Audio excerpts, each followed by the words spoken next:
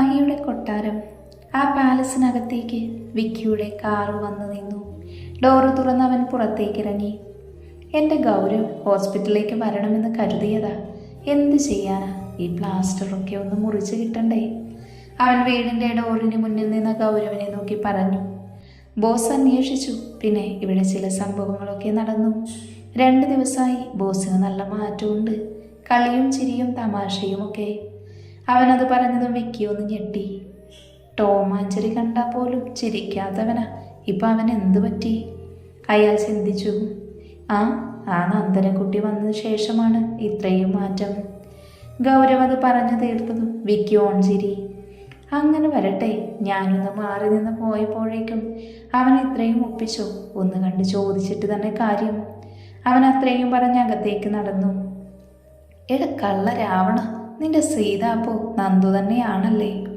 വിക്കി അകത്ത് കയറിയതും മഹി തന്റെ മുറിയിൽ അവൻ വരച്ച നന്ദനിയുടെ ചിത്രം നോക്കി നിൽക്കുന്നത് കണ്ട് ചിരിച്ചുകൊണ്ട് ചോദിച്ചു. മഹി പെട്ടെന്ന് ആ ഫോട്ടോ മറഞ്ഞു നിന്നു. ഓ, നമ്മളെ ഒന്നും കാണിക്കില്ലല്ലോ അല്ലേ? വിക്കി മുഖം തിരിഞ്ഞു നിന്നു. ഡാ വിക്കി, അങ്ങനെയല്ല, ഇതവൾ ആദ്യം കാണണം. അതിൻ്റെ ഒരാഗ്രഹമാണ്. അവനത് പറയുമ്പോൾ അവൻ്റെ കണ്ണുകളിലെ തിളക്കം വിക്കി ശ്രദ്ധിച്ചു. ഓ, എനിക്കിപ്പോൾ സമാധാനമായി. എൻ്റെ പാവം മഹിക്കൊരു കുട്ടിയെ ഇഷ്ടമായല്ലോ. കർത്താവേ, ആ പെൺകുട്ടിയെ ഇവന് തന്നെ കൊടുക്കണേ, അവൻ മനസ്സിൽ പറഞ്ഞു. ഇതേ സമയം ആ പാലസിൻ്റെ കവാടം കടന്ന് BMW കടന്നു വന്നു. അവൾ ഇറങ്ങി അകത്തേക്ക് കയറി. ആഹാ, കണ്ണേട്ട റെസ്റ്റ് എടുക്കാൻ പറഞ്ഞിട്ട് ഇവിടെ എന്താ ചെയ്യുന്നേ? അവളുടെ ശബ്ദം കേട്ടതും മഹിയും വിക്കിയും ഒരുമിച്ച് തിരിഞ്ഞു നോക്കി. ആ, ഇതാരാ? നന്ദനയോ? ഞാനൊന്ന് പരിചയപ്പെടണമെന്ന് കരുതിയിരിക്കുമായിരുന്നു. വിക്കി ചിരിച്ചുകൊണ്ട് അടുത്തേക്ക് ചെന്നു. എനിക്ക് നല്ല പോലെ പരിചയമുണ്ട്. വിക്കിയല്ലേ കണ്ണേട്ടൻ്റെ ഫ്രണ്ട്? അത് കേട്ടതും വിക്കി ഞെട്ടി. ഡാ, നീ അപ്പോൾ എന്നെപ്പറ്റി പറഞ്ഞിട്ടുണ്ടോ? അവൻ മഹിയെ നോക്കി. മഹി ഒന്ന് ചിരിച്ചു. പിന്നെ പറഞ്ഞിട്ടുണ്ട്. അപ്പോഴേ ഇപ്പോൾ കണ്ണേട്ടൻ റെസ്റ്റ് എടുക്കേണ്ട ടൈമാണ്. ആ കുപ്പി ടേബിളിന് മാറ്റി വെച്ചേ. അത് കേട്ടതും വിക്കി ടേബിളിലേക്ക് നോക്കി. അവിടെ ഇരുന്ന് ജോണി വാഗണിൻ്റെ കുപ്പി മഹി അനുസരണയോടെ ഷെൽഫിലേക്ക് എടുത്തു വെച്ചു. കണ്ണേട്ട, ഈ സമയത്ത് കുടിക്കാൻ പാടില്ലെന്ന് അറിഞ്ഞൂടെ? ഇന്നു മുതൽ ഞാൻ പറയും, അതുപോലെ അങ്ങോട്ട് അനുസരിച്ചോണം, കേട്ടല്ലോ? അത് കേട്ടതും മഹി തലയാട്ടി. മഹി ആദ്യമായാണ് ഇത്രയും വിനീതനായി വിക്കി കാണുന്നത്. അവനും ഞെട്ടിത്തെരിച്ചു നിന്നു. മഹി പതിയെ ബെഡിലേക്കിരുന്നു. അപ്പോൾ വിക്കി സാർ, ഒരു കാര്യം ചെയ്യ്. ആ ഷെൽഫിലിരിക്കുന്ന എല്ലാ കുപ്പിയും എടുത്തു മാറ്റി. ഒരാഴ്ചത്തേക്ക് നോ ഡ്രിങ്ക്സ്. അവളത് പറഞ്ഞതും മഹിയെ വിക്കി നോക്കി. എടുത്തു മാറ്റു വിക്കി, നന്ദു പറഞ്ഞതല്ലേ. അവൻ കണ്ണുകൾ കൂർപ്പിച്ച് ആ കുപ്പികൾ എടുത്തു. ഡാ, ഒരു പെണ്ണ് വന്നു കയറിയപ്പോൾ ഇന്നലെ വരെ അഭയം തന്ന മദ്യത്തെ തള്ളിക്കരയാൻ പാടില്ലായിരുന്നു, വിക്കി കണ്ണീരോടെ പറഞ്ഞു. നീ പോടാ, അത് വീട്ടിലേക്ക് കൊണ്ടുപോക്കോ. അവനത് പറഞ്ഞതും ചെറിയ സന്തോഷം ഉള്ളിൽ നിറഞ്ഞു. താങ്ക്സ് മോനെ, താങ്ക്സ് അലോട്ട്. അവൻ അത്രയും പറഞ്ഞ് 2 പേർക്കും ഒരു ടാറ്റ കൊടുത്ത് പുറത്തേക്ക് നടന്നു. കണ്ണേട്ടൻ കുടിക്കില്ലല്ലോ, പിന്നെന്തിനാ ഈ കുപ്പിയൊക്കെ ഇവിടെ? അവൾ സംശയത്തോട് ചോദിച്ചു. അത് പിന്നെ ഗസ്റ്റ് വരുമ്പോൾ കൊണ്ടു കൊടുക്കണ്ടേ? അവൻ ചിരിച്ചുകൊണ്ട് മറുപടി പറഞ്ഞു. ഓ അങ്ങനെ, ദാ ഈ മരുന്ന് കഴിച്ചേ. അവളൊരു ടോണിക് അവന് ഗ്ലാസ്സിലാക്കി അവൻ്റെ വായിലേക്ക് ഒഴിച്ചു കൊടുത്തു. അവൻ്റെ അമ്മ ചെറുപ്പത്തിൽ അവന് മരുന്ന് കൊടുക്കുന്ന ദൃശ്യം അവൻ്റെ കണ്ണിൽ പതിഞ്ഞു. ഇതെന്താ കണ്ണേട്ടാ ഈ മൂടിയിട്ടിരിക്കുന്നതേ? അവൾ അവിടെ അടുത്തിരുന്ന ഒരു പ്ലഗ് കാർഡിലേക്ക് നോക്കി പറഞ്ഞു. അത് നന്ദുവിനൊരു സർപ്രൈസ്. ഒന്ന് കണ്ണടക്ക്, ഇപ്പം കാണിച്ചു തരാം. അവൾ കണ്ണുകൾ പതിയെ അടച്ചു. അവനൊരു ചിരിയോട് ആ ചിത്രത്തിന് മേലിട്ടിരുന്ന തുണി മാറ്റി. ഇനി കണ്ണു തുറന്നു, അവൻ പറഞ്ഞതും അവളുടെ മിഴികൾ തുറന്നു. അവളുടെ ചിത്രം കണ്ടതും അവൾക്ക് സന്തോഷമേറെയായിരുന്നു. അവൾ ആ ഫോട്ടോയിലേക്ക് സൂക്ഷിച്ചു നോക്കിക്കൊണ്ട് നിന്നു. തന്നിലേക്ക് ചേർന്ന് നിന്ന നന്ദുവിനെ അവൻ ഇമ വെട്ടാതെ നോക്കി നിന്നു. നന്ദു ഫോട്ടോയിൽ നിന്ന് കണ്ണുകൾ എടുത്തു മാറ്റി മഹിയെ ഒന്ന് നോക്കി. കണ്ണേട്ട, എന്നെ ശരിക്കും കാണാൻ ഇത്ര ഭംഗി തോന്നില്ല. കണ്ണേട്ടൻ വരച്ച ഈ ചിത്രത്തിൽ ഞാൻ കൂടുതൽ സുന്ദരിയാണ്. അവൾ കണ്ണുകൾ ഇറുക്കി മഹിയെ നോക്കി പറഞ്ഞു. എൻ്റെ അമ്മയ്ക്ക് ശേഷം എന്നെ സ്നേഹത്തോടെ മാത്രം നോക്കിയ ഒരു മുഖം ഞാൻ കണ്ടത് നിന്നിലാണ്. ആ മുഖത്തിന് നന്മയുടെ ഭംഗി നിറഞ്ഞു നിന്നിരുന്നു. അതുകൊണ്ടാണ് ചിത്രത്തിന് ഇത്രയും ഭംഗി. അവൻ പറഞ്ഞു തീർത്തതും അവൻ്റെ കണ്ണുകളിലെ തിളക്കം നന്ദു ശ്രദ്ധിച്ചു. അത് മാത്രമല്ല, വരച്ചത് എൻ്റെ ചിത്രമല്ലേ. ഞാൻ പണ്ടേ ഗ്ലാമറാണ്. പിന്നെ വരക്കുന്നത് ഈ കൈ കൊണ്ടല്ലേ, അപ്പോൾ ഭംഗി കൂടും. അവൾ പൊട്ടിച്ചിരിച്ചു.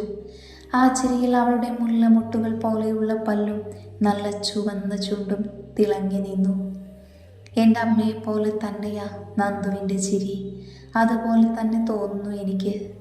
അവൻ അവളുടെ കണ്ണുകളിലേക്ക് വല്ലാത്തൊരു തിളക്കത്തിൽ നോക്കി. അല്ല, അപ്പോൾ എന്നെ അമ്മയായിട്ടാണോ കാണുന്നത്? അയ്യോ, അങ്ങനെ പറയല്ലേ, എനിക്ക് വിഷമമാവും. ഞാൻ കണ്ണേട്ടൻ്റെ ബെസ്റ്റ് ബഡ്ഡി. അത് മതി. അമ്മ എന്നൊക്കെ പറയുമ്പോൾ ഒരുപാട് വയസ്സ് തോന്നും. I am just 23. അവൾ തിരിഞ്ഞു നിന്ന് കണ്ണാടിയിലേക്ക് നോക്കിയൊന്ന് പുഞ്ചിരിച്ചുകൊണ്ട് പറഞ്ഞു. എൻ്റെ അമ്മയെ കാണണോ? അവൻ അവളോട് ചോദിച്ചു. പിന്നെ അന്ന് കണ്ടത് ഫുൾ ഡാർക്ക് സീനിലല്ലേ. ഇപ്പോഴാ കണ്ണേട്ടൻ പാവായത്. ഇപ്പോൾ ഒന്ന് കണ്ടുകളയാം. കണ്ണേട്ടൻ വരച്ച ചിത്രങ്ങളാണോ? അവൾ അവനെ നോക്കി സംശയത്തോടെ ചോദിച്ചു. അതെ, ഞാൻ വരച്ച എൻ്റെ അമ്മയുടെ മുഖം കാണിച്ചു തരാം, വാ. അവൻ അവളെ ഒപ്പം ക്ഷണിച്ചു. അവൾ അവൻ്റെ കൂടെ നടന്നു. അവന് ചെറിയ വേദന ബുള്ളറ്റ് കൊണ്ടെടുത്തുണ്ടായിരുന്നുവെങ്കിലും നന്ദുവിൻ്റെ ഒപ്പം സമയം ചിലവഴിക്കാൻ അവൻ ആ വേദന ഒരു തടസ്സമായിരുന്നില്ല. അവൾ പതിയെ ഫസ്റ്റ് ഫ്ലോറിലുള്ള ലിഫ്റ്റിൽ കയറി 3 എന്ന ബട്ടൺ അമർത്തി. ലിഫ്റ്റ് 3rd ഫ്ലോറിൽ ചെന്നു നിന്നു. ലിഫ്റ്റിൻ്റെ ഡോറ് തുറന്ന വഴിയിൽ തന്നെ ഇരുവശത്തായി മനോഹരമായ പെയിൻറ്റിംഗ് കളക്ഷൻ നിറഞ്ഞു നിന്നിരുന്നു. അവളത് കണ്ട് ആസ്വദിച്ചു നടന്നു. ഒരു റൂമിൽ ചുമരിൽ മൈ മോംസ് ഗിഫ്റ്റ് എന്നെഴുതിയിരുന്നു. അവൾ അങ്ങോട്ടേക്ക് നോക്കി. കണ്ണേട്ടാ, ഇതെന്താ? അവൾ ആ റൂമിലേക്ക് ചൂണ്ടിക്കൊണ്ട് ചോദിച്ചു. ഇതെൻ്റെ അമ്മ എനിക്ക് ചെറുപ്പത്തിൽ വാങ്ങി തന്ന സമ്മാനങ്ങൾ. അമ്മയെ ഓർക്കാനുള്ള എൻ്റെ സന്തോഷം നിറഞ്ഞ ദിനങ്ങൾ. അവനത് പറയുമ്പോൾ കണ്ണുകൾ നിറഞ്ഞൊഴുകി. അമ്മയെ ഇത്രയധികം സ്നേഹിക്കുന്ന ഒരാളെ ഞാൻ ഇതുവരെ കണ്ടിട്ടില്ല. ഈ പാവത്തിൻ്റെ അടുത്ത് നിന്ന് ആ അമ്മയെ എന്തിനാ കൊണ്ടുപോയത്? ദൈവം ചില സമയം ഇത്തിരി ക്രൂരത കാണിക്കുന്നുണ്ട് പലരോടും. ആ വക തൻ്റെ മനസ്സിനോട് പറഞ്ഞു. അവർ രണ്ടുപേരും ഒരു റൂമിൻ്റെ വാതിൽ ചെന്ന് നിന്നു. ആ റൂമിൻ്റെ ഡോറിൽ ഇങ്ങനെ എഴുതിയിരുന്നു, മൈ മോം മൈ വേൾഡ്. അവൻ പതിയെ ആ ഡോറ് തുറന്നു. നന്ദു ആകാംക്ഷയോടെ നോക്കി. ചുമരിൻ്റെ ഇരുവശത്തായി അമ്മയുടെ ചിത്രം മനോഹരമായി വരച്ചത് ഫ്രെയിം ചെയ്ത് വെച്ചിരുന്നു. ഒരു ചിത്രത്തിൽ മാത്രം അമ്മയുടെ ചുണ്ടിൽ ചോരത്തുള്ളികൾ കണ്ട് നന്ദു മഹിയെ ഒന്ന് നോക്കി. എന്താ കണ്ണേട്ടാ ഇത്, ഇങ്ങനെ ഒരു ചിത്രം? ആ ചോദ്യം കേട്ടത് മഹിയുടെ കണ്ണുകൾ ചുവന്നു. അവൻ തൻ്റെ തലയിൽ ഇരുകൈകൾ വെച്ച് അമർത്തി. കണ്ണേട്ടാ, എന്താ പറ്റിയേ? കണ്ണേട്ടാ, ആർ യു ഓക്കെ? കണ്ണേട്ട, റിലാക്സ്. അവൾ അവൻ്റെ ഇരു കവിളിലും തൻ്റെ കൈകൾ അമർത്തി. അവൻ്റെ നീല കണ്ണുകളിൽ അവളുടെ മുഖം നിറഞ്ഞു. പതിയെ അവൻ ശാന്തതയിലേക്ക് തിരിച്ചു വന്നു. എൻ്റെ അമ്മ. അവൻ അവളുടെ കൈകൾ തൻ്റെ കവളിൽ നിന്നെടുത്ത് അമ്മയുടെ ഫോട്ടോയുടെ അടുത്തേക്ക് ചെന്നു. ആ ഫോട്ടോയുടെ കാൽപാദത്തിലേക്ക് വീണു. അത് കണ്ട് നന്ദുവിൻ്റെ കണ്ണുകൾ നിറഞ്ഞു.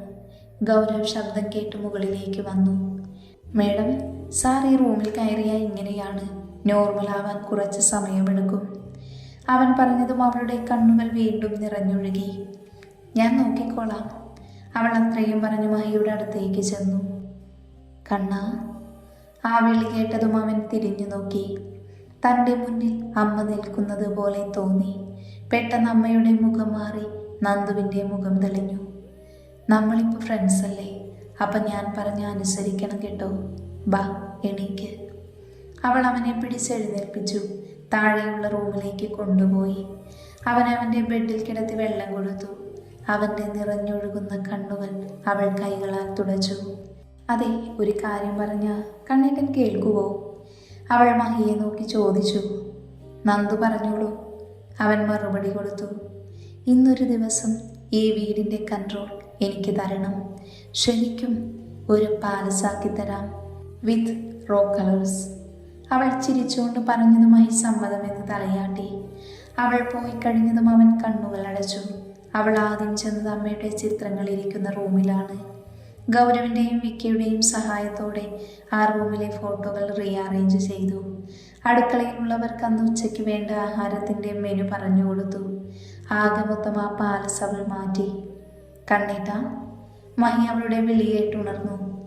നന്ദു, ഞാൻ മരുന്ന് കഴിച്ചത് കൊണ്ടാണെന്ന് തോന്നുന്നു, വല്ലാതെ ഉറങ്ങി. അവൻ ഇത്തിരി ക്ഷീണത്തോടെ പറഞ്ഞു. കണ്ണേക്കൊന്ന് കണ്ണടച്ചേ. അവൾ അവൻ്റെ ഇരു കണ്ണുകൾ പൊത്തി. ഹാളിലെത്തി അവൻ്റെ കണ്ണുകളിൽ നിന്ന് അവൾ കൈയെടുത്തു. ഹാളിൽ അവൻ്റെ അമ്മയുടെ ഒരു വലിയ ചിത്രം തൂക്കിയിരുന്നു. തൻ്റെ കൊട്ടാരം അടിമുടി മാറിയിരുന്നു.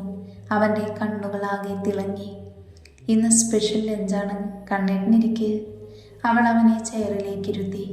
അവൻ അവളുടെ കൈ കൊണ്ട് ഭക്ഷണം വിളമ്പിക്കൊടുത്തു. അതിനുശേഷം അവളും ഒപ്പം ഇരുന്ന് കഴിക്കാൻ തുടങ്ങി. അവൻ ഭക്ഷണം കഴിക്കും ഒരു വല്ലാത്ത രുചി അനുഭവപ്പെട്ടു. അവൻ നന്ദുവിനെ ഒന്ന് നോക്കി. അവൾ അവനെ നോക്കി ചിരിച്ചുകൊണ്ട് കണ്ണുകൾ ഇറുക്കി അടച്ചു തുറന്നു. എടി ചാരു, എവിടെയടി എൻ്റെ ഡ്രസ്സ്? ശ്രീ അലറിക്കൊണ്ട് ചോദിച്ചു. ഷോ, ഈ കാലിനെ കൊണ്ട് ഞാൻ തോറ്റു. എപ്പോഴും ഞാൻ അടുത്ത് വേണം. അപ്പം എൻ്റെ കാര്യങ്ങൾക്ക് ഞാൻ എങ്ങോട്ട് പോകും? താഴു തലയിൽ കൈവച്ച് ചോദിച്ചു. എൻ്റെ പൊന്നു മോള് സ്വയം വരുത്തി വെച്ചതല്ലേ, അനുഭവിച്ചോ? അതൊക്കെ എൻ്റെ സച്ചുവേട്ടൻ എന്നോടെ എന്തൊരു സ്നേഹവാ. ലച്ചു ഒന്ന് നെടുവേർപ്പെട്ടു. കൂടുതൽ അങ്ങോട്ട് പൊങ്ങല്ലേ. ആ നന്ദുവാണേലേ മഹിയെ നന്നാക്കാൻ പോയേക്കുവാ. എല്ലാ പണിയും ഞാൻ ഒറ്റയ്ക്ക് ചെയ്യണം. നിന്നെ കൊണ്ട് ചെയ്യിച്ചാലേ ചായയിൽ പാലിന് പകരം ഡെറ്റോൾ ഒഴിച്ചു തരും. അവൾ ദയനീയമായി ലച്ചുവിനെ നോക്കി പറഞ്ഞു. അതെ, ഒരു തവണ അബദ്ധം പറ്റിയെന്ന് കരുതി അത് പറഞ്ഞ് എപ്പോഴും കളിയാക്കണ്ട. ഞാൻ നന്നായി കുക്ക് ചെയ്യും കേട്ടോ. അവൾ പുച്ഛം സൈലിട്ട് അകത്തേക്ക് പോയി. ചാരു, നീ എവിടെയാ? എത്ര നേരമായി തൊണ്ടകീറി വിളിക്കുന്നു. അവൻ്റെ അലർച്ച കേട്ട് അവൾ മുറിയിലേക്ക് ചെന്നു. എന്താ ശ്രീയേട്ടാ? അവൾ ഇച്ചിരി നിസ്സംഗഭാവത്തിൽ ചോദിച്ചു. ഓ, തമ്പുരാട്ടി എഴുന്നള്ളിയോ? എത്ര നേരമായിടി നിന്നെ വിളിക്കുന്നു. ഇപ്പോഴാണ് കേട്ടേ? അവൻ്റെ അലർച്ച കേട്ട് അവൾ ഞെട്ടി. ശ്രീയേട്ടൻ പതുക്കെ, ഇപ്പം ശ്രീയേട്ടനെന്താ അന്വേഷിക്കുന്നേ? അവൾ പതിഞ്ഞ സ്വരത്തിൽ ചോദിച്ചു. എൻ്റെ ഷർട്ട് എവിടെ വെച്ചിട്ടുണ്ടായിരുന്നു, ഇപ്പം കാണാനില്ല. എനിക്കിപ്പോൾ അത് വേണം, ഒരു ഇൻ്റർവ്യൂവിന് പോകണം. അവൻ അലറി വിളിച്ചു. ഷർട്ടല്ലേ, ദേ തേച്ചു വെച്ചിട്ടുണ്ട്, നോക്കിക്കേ. തേച്ചും എനിക്ക് ഷർട്ട് കണ്ടവനൊന്ന് തണുത്തു. അപ്പം പറഞ്ഞില്ലെങ്കിലും എല്ലാം കണ്ടറിഞ്ഞ് ചെയ്യാൻ അറിയാമല്ലേ? അവൻ അവളുടെ മുഖം ഉയർത്തി നോക്കിക്കൊണ്ട് പറഞ്ഞു. ഓ അറിയാവേ, എന്നാലും കല്യാണം കഴിയുന്നതിന് മുൻപ് ഇങ്ങനെയാണ്. കല്യാണം കഴിഞ്ഞാൽ എന്താവും? അവൾ കണ്ണു മിഴിച്ച് ചോദിച്ചു. കല്യാണം കഴിഞ്ഞാൽ നിന്നെ ഞാൻ സ്നേഹിച്ച് കൊല്ലും, നോക്കിക്കോ. അവൻ താടുവിൻ്റെ കവളിൽ നുള്ളിക്കൊണ്ട് പറഞ്ഞു. ഓ, ഇതാണ് ഈ രാക്ഷസിനെ എനിക്ക് ഇത്ര ഇഷ്ടം. അവൾ അവനെ നോക്കി ചിരിച്ചുകൊണ്ട് പറഞ്ഞു. അവൻ ഷർട്ടെടുത്ത് ധരിച്ച് റെഡിയായി ഇൻ്റർവ്യൂവിന് പോയി. അവൻ പോയി കഴിഞ്ഞതും ആ മുറ്റത്ത് നന്ദുവിനെ കൊണ്ട് ആ BMW കാറ് വന്ന് നിന്നു. ഓ, മഹാറാണി എത്തിയല്ലോ. ചാരു നന്ദു ഇറങ്ങുന്നത് നോക്കി പറഞ്ഞു. നന്ദുവിൻ്റെ മുഖത്തൊരു സന്തോഷം നിറഞ്ഞിരുന്നു. ലച്ചു കാറിൻ്റെ ശബ്ദം കേട്ട് പുറത്തേക്ക് നടന്നു വന്നു. ഓ, രാജ്ഞി എത്തിയോ? അവൾ ചിരിച്ചുകൊണ്ട് ചോദിച്ചു. അതെ, രാജ്ഞി തന്നെ. ആ പാവ മനുഷ്യൻ, അയാളെയാണോ നിങ്ങൾ രാവണൻ എന്ന് പറഞ്ഞത്? അമ്മ നഷ്ടപ്പെട്ടപ്പോൾ ഉണ്ടായ ചെറിയൊരു ഷോക്ക്, അത്രയേ ഉള്ളൂ. ഞാൻ എന്തായാലും അയാളൊരു പെർഫെക്റ്റ് മാനാക്കിയ ഇനി അടങ്ങൂ. അവൾ ചിരിച്ചുകൊണ്ട് പറഞ്ഞു. അപ്പം മോള് തീരുമാനിച്ചുറപ്പിച്ചോ? താടു അവളെ തീക്ഷ്ണമായി നോക്കിക്കൊണ്ട് പറഞ്ഞു. പിന്നെ അല്ല, ഇനി ഇതാണ് എൻ്റെ ലക്ഷ്യം. അതിലേക്ക് ഒരുപാട് കാര്യങ്ങൾ ചെയ്യാനുണ്ട്. നാളെ മുതൽ ഞാൻ അവർക്ക് തുടങ്ങുക. അവൾ തുള്ളിച്ചാടി അകത്തേക്ക് പോയി. എടി, ശരിക്കും ഇവർ തമ്മിൽ പ്രേമമാണോ അതോ സൗഹൃദമാണോ? ലച്ചു താടുവിനെ സംശയത്തോടെ നോക്കി ചോദിച്ചു. എനിക്കൊരു ഐഡിയ കിട്ടുന്നില്ല. എന്തോ വലുത് വരാനുണ്ടെന്ന് തോന്നുന്നേ. അവൾ ആകാശത്തേക്ക് നോക്കി പറഞ്ഞു. ശ്രീലങ്ക. പട്ടാള വേഷം ധരിച്ച ആളുകൾ ഒരു ആയുധങ്ങൾ സൂക്ഷിച്ച് ഗോഡൌണിന് പുറത്ത് കാവൽ നിൽക്കുന്നുണ്ടായിരുന്നു. പെട്ടെന്നൊരു ചോപ്പർ അവിടേക്ക് ലാൻഡ് ചെയ്തു. ഡോറ് തുറന്ന് ക്യാപ്റ്റൻ സുരേഷ് നായ്ക്കർ ഇറങ്ങി വന്നു. Good evening boys. ഇന്ന് നമ്മുടെ ഈ ഗോഡൌണിൽ നിന്ന് ഏറ്റവും പവർഫുൾ വെപ്പനായ ഇഷ്ര മിസൈൽ നമ്മൾ ഹെഡ് ക്വാർട്ടേഴ്സിലേക്ക് കൊണ്ടുപോവുകയാണ്. It's A risk task, so everyone must be vigilant. അയാൾ തൻ്റെ ചുണ്ടിൽ കടിച്ചു പിടിച്ച സിഗരറ്റ് എടുത്ത് പുക ആകാശത്തേക്ക് ഊതിക്കൊണ്ട് പറഞ്ഞു. Okay boss. അവരെല്ലാവരും അദ്ദേഹത്തെ സല്യൂട്ട് ചെയ്തു. ഒരു ക്രെയിനിൻ്റെ സഹായത്തോടെ ആ മിസൈൽ ട്രക്കിലേക്ക് കയറ്റി. മുന്നിലെ ജിപ്സിയിൽ നായ്ക്കർ കയറിയിരുന്നു.